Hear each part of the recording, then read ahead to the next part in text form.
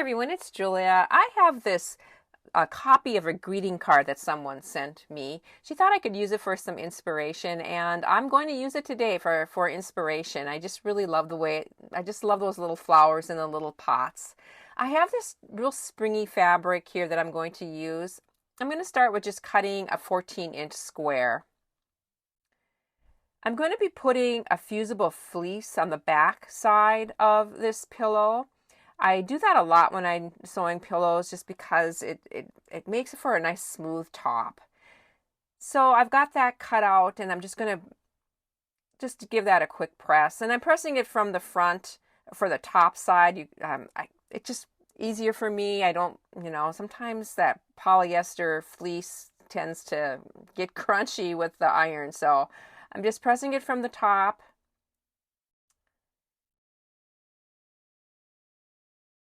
And when I got that on, I decided I'm going to do some quilting on this before I start my design. So just with my heat erase pen, I'm just doing an X from corner to corner. I'm going to show you a little bit of the sewing, the quilting I'm doing. Again, it is just going to be channel quilting. I do have my walking foot on, and I have my quilting gauge on there. So the first line, I'm just going right down that mark that I made. And then for each of the others, I'm just going to lower that gauge so it's going to run right along my previous stitch line. Just a really easy way to add a quick quilt look to this. Can't see it at all from the top, but you can from the back side, and it just gives it that really cool quilted look. Erasing that pan there just with my iron. It is a heat erase pan. I'm going to link my products down below for you. It'll be in the description. So now I'm just taking a look at this, and I did pick out some fabrics that I thought would work for the little pots. And I'm using the card for inspiration. I'm just going to kind of get some of the shapes of those pots. And I'm going to I'm just going to cut these without, just free cutting them out. And for the flowers, I'm actually going to use the flowers in some of this same fabric that I'm using for the pillow top. So off I go, fussy cutting all these little piddly little things. And you'll see them here. This is what I came up with. I'm going to apply this on a heavy cotton canvas. This is a 10-ounce cotton canvas. That brown strip there I'm going to use just so it looks like a shelf. And then I found this vintage lace, and it looks like, I don't know, like a shelf doily. So I'm going to also add that little lace. I'm going to take this brown, though, to my sewing machine. I do have some paperback adhesive. I think I use Heat and Bond Light on the back of that. So I just took it to my sewing machine, and I zigzagged around that. I'm going to be using glue stick for the back of these little pieces, and we're going to just refer to my greeting card on how I want to angle some of these flowers.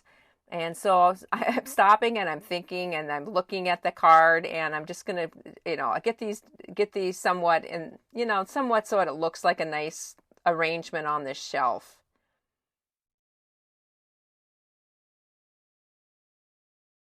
I'm using my heat erase pen to draw in the stems. I do that just so I don't forget when I'm at my sewing machine what I'm doing. It's just easier to draw or just stitch right on the line.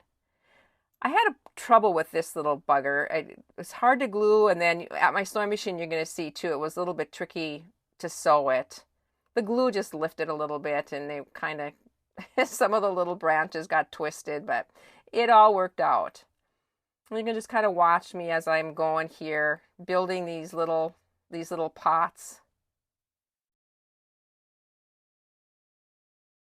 Again, looking and thinking on my card, and decided to switch that direction of the one flower.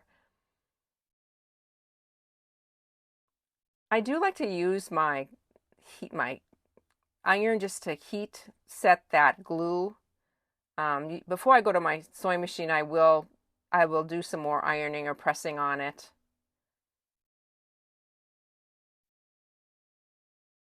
And that one last thing, I'm going to add that watering can.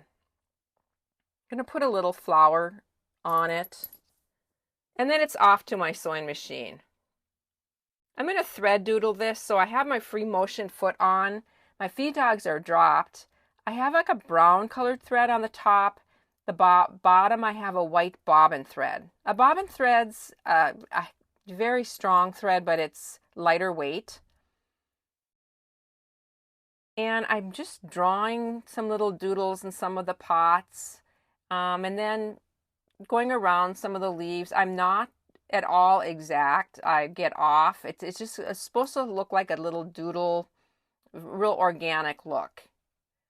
Same with the flowers. I'm going to go around some of the petals, but again, it's, I kind of make up petals as I go too. It doesn't always get right on the little fabric. But I love the way that the color still shows and you can still see the little flower.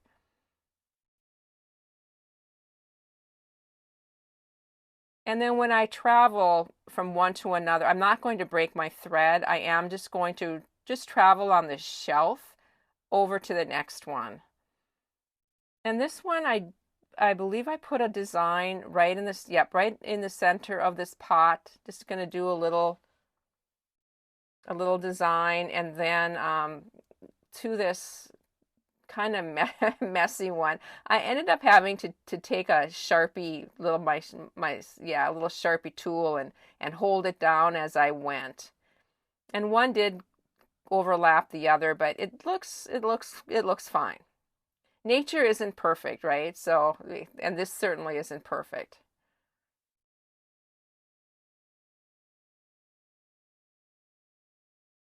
You'll see as I'm working too that I'm going to be turning this quite a bit.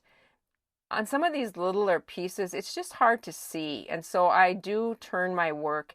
One thing wonderful about free motion stitching is you don't have to turn your work. You can, because you can go sideways and backwards and, all over the place. But sometimes you just can't see as well, so I do turn it when I need to. This one I got really off, and so I'm just going around it again and make it appear to be a tad bigger, and it worked just fine.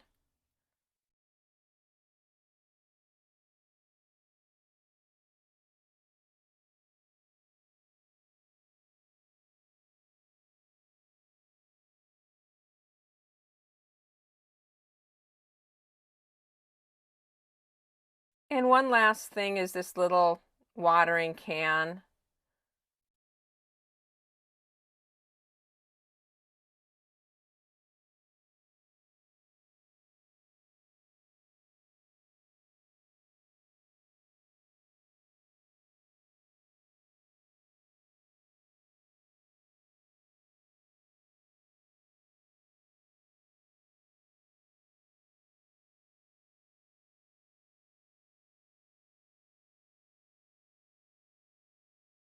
When I looked at it, I just felt like it needed some of the areas just to be filled in on the shelf, and so I'm adding some leaves.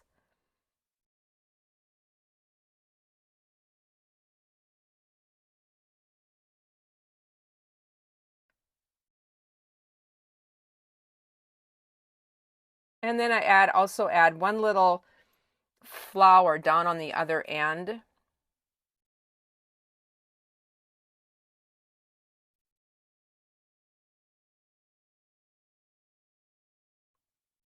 And that is going to complete this little design. I'm going to be putting it right on top of the pillow now.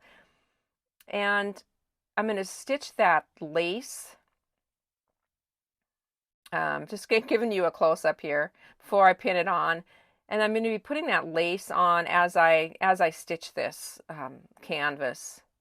One thing I love about this canvas, and I'll link this down below as well, it is a 10 ounce, so it's heavy duty. It's great for thread doodling because you don't have to have any stabilizer underneath it. And I love how it frays on the edges. Now the sides are going to be sewn into the pillowcase, or the pillow top, but you can see the top fray and the bottom fray of this, which is really fun. You'll see pictures at the end. Just an easy, I'm just using that cotton canvas for the backing too. I cut it a little bit bigger just so it's just easier for me, and then I trim it when I get done stitching. Turning it, I'll poke out the little the little corners, then giving it a good press and just rolling the seam to the back. And I'm just stuffing it with polyfill. Just pull it apart before I stuff it in the corners.